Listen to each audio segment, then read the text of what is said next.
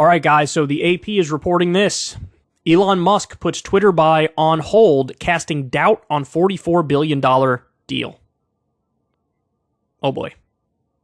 Oh, boy.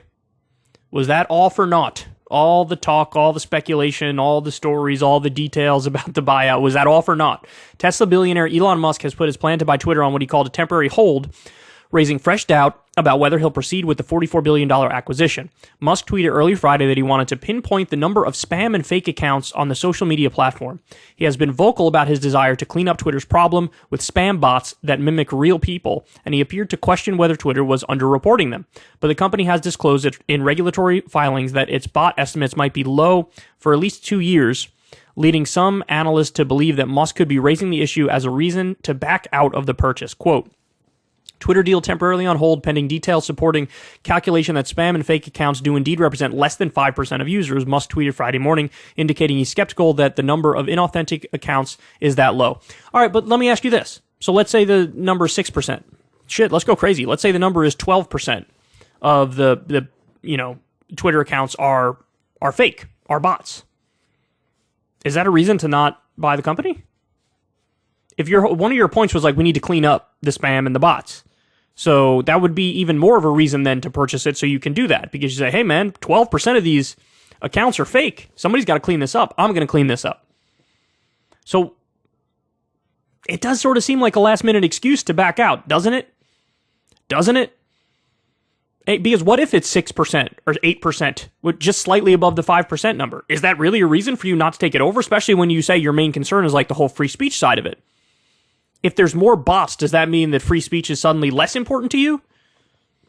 Or I get the point of like, oh, if there's way more bots than they say, then maybe Twitter doesn't have the clout that everybody think it does. Okay, but then clean it up and try to get it to have the clout that you want it to have by implementing the policies that you think would improve it. I don't know, man. It just seems weird. It seems weird that he's pulling this out. And remember, look, he does have sort of a track record of doing this sort of stuff, right? Making big news, making a big splash, saying he's going to fix this problem or that problem, getting all the rounds of press over it, and then backing out. I mean, remember the kids who were stuck in a cave and he was going to send in like a mini submarine or something and he was tweeting about it and then he didn't do it and somebody else found out a way to save the kids. And like, I hope that he was serious that he wants to buy it, because if not, he just wasted everybody's time. On Friday, Musk subsequently tweeted that he's still committed to acquisition. Neither Twitter nor Musk responded Friday to requests for comment. Musk has conducted a long flirtation with Twitter that culminated in an April deal to acquire the social platform. The problem of fake accounts on Twitter is not a secret. In its quarterly filings with the U.S. Securities and Exchange Commission, Twitter itself expressed doubts that its count of bot accounts was correct, conceding that the estimate may be low. In making this determination, we applied significant judgment, so our estimation of false or spam accounts may not accurately represent the number of such accounts, and the actual number of false or spam accounts could be higher than we have estimated. A review of Twitter filings with the SEC shows that the company's estimate of spam bot accounts and similar language expressing uncertainty about it have been in Twitter's quarterly and annual reports for at least 2 years, well before Musk made his offer. Sarah Silver, a professor of business journalism and financial communication at Quinnipiac University, said it appears Musk is using the number of spam accounts as a pretext to pull out of the deal. Now, look, this is just a random person, and she's speculating, but she's speculating in a similar way to how I'm speculating. To claim that this is the reason that he's putting the deal on pause it's not credible. This is not a new issue for him. It's not just entering his consciousness now. That's probably true. Stock in both Twitter and Tesla swung sharply in opposite directions Friday, with Twitter stock falling 9.7% and shares of Tesla, which Musk has proposed using to help fund the Twitter deal, rising 5.7%. See, that's the other thing. Is he just doing it to make the Tesla stock go up? I don't know. But shares of Tesla, which Musk has been selling to fund some of the acquisition of Twitter, have tumbled since it was revealed the social justice platform had become a Musk target. Tesla shares have lost a quarter of their value in the last month and have fallen from $1,150 in early April, when Musk confirmed he had taken a huge stake in Twitter, to $769.59 on Friday. It's a pretty big fall. It's become much more expensive for him to buy this company using his Tesla shares, Silver said. An SEC spokesperson declined to comment. That's interesting. So he doesn't have the liquidity he thought he had because he was going to use a lot of Tesla stock to buy it, and the Tesla stock went down, and so maybe that's a reason he's hesitating. Musk's net worth, estimated by Forbes earlier this week at $240 billion, was $232 billion as of Friday. Academic researchers in 2017 attempted a census of all of Twitter's active English language accounts and estimated that up to 15% were bots of some kind. That number probably is a lot more accurate, wouldn't you say? I think that's probably a lot more accurate. And if that number comes back, which it probably will, he might use that to say, I'm not buying it. Wow. I wasted everybody's time. Emilio Ferrara, a professor at the University of Southern California who helped lead the research, said Friday that Twitter has gotten better at detecting and constantly deleting spam accounts, but they are adding to the platform all the time. Yeah, like, I don't know if you guys experienced this, but I've had wild swings in terms of my Twitter followers. I used to get like steady growth, but then relatively recently it would be like random big declines. And I do think that's probably tied to just purging of the bot accounts, you know? It's really hard to pinpoint the figure overall, he said. It's not possible unless you are Twitter to make a comprehensive estimate of the user base. Tesla shares may have also benefited from Twitter bot accounts over the years.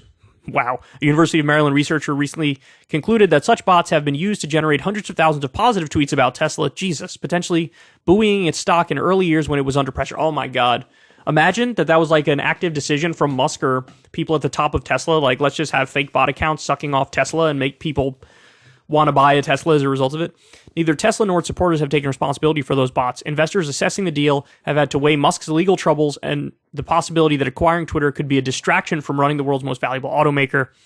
Musk has already sold off more than $8 billion worth of his Tesla shares to help finance the Twitter purchase. Originally, Musk had committed to borrowing $12.5 billion with Tesla stock as collateral. He would borrow $13 billion more from banks and put up $21 billion in Tesla shares that would go to banks in exchange for cash when the deal closes. Last week, Musk announced commitments of more than $7 billion from investors that would reduce the number of Tesla shares he would have to post as collateral. So, now, by the way, part of the people who are now investing with him include like the government of Qatar and all these like soulless big financial companies.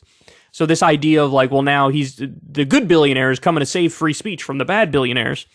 He's got a lot of negative forces with him as part of the deal now. If the deal does indeed go through, he has business connections to China. Now he would have business connections with Qatar, and like the same nefarious forces that would be fine with curtailing speech before are still there now. So it's shaping up like it's not going to be what originally he was saying it would be, which is why I was cautioning everybody, look, just wait and see what he does. If he does positive things, then say, okay, great, you did positive things, I support it. If he does negative things, then say that. But everybody took a really hard stance, like as if they knew what he was going to do if he were to buy it. And that was weird to me. It just shows how like divided everybody is about everything. They got the pro-Musk people, you got the anti-Musk people, and everybody went right to their like standard playbook of saying the things that you would expect them to say. Anyway, we don't need to read the rest of this, but you guys get the point. He might back out. I guess we'll have to wait and see. Ever since Adpocalypse, when YouTube defunded all independent news and politics overnight, we haven't trusted them. We know they can pull the rug out from underneath us at any time. If you enjoy this content, please consider tipping $1 or $2 per month on the Secular Talk Patreon. Link in the video description box below. Thanks for your support.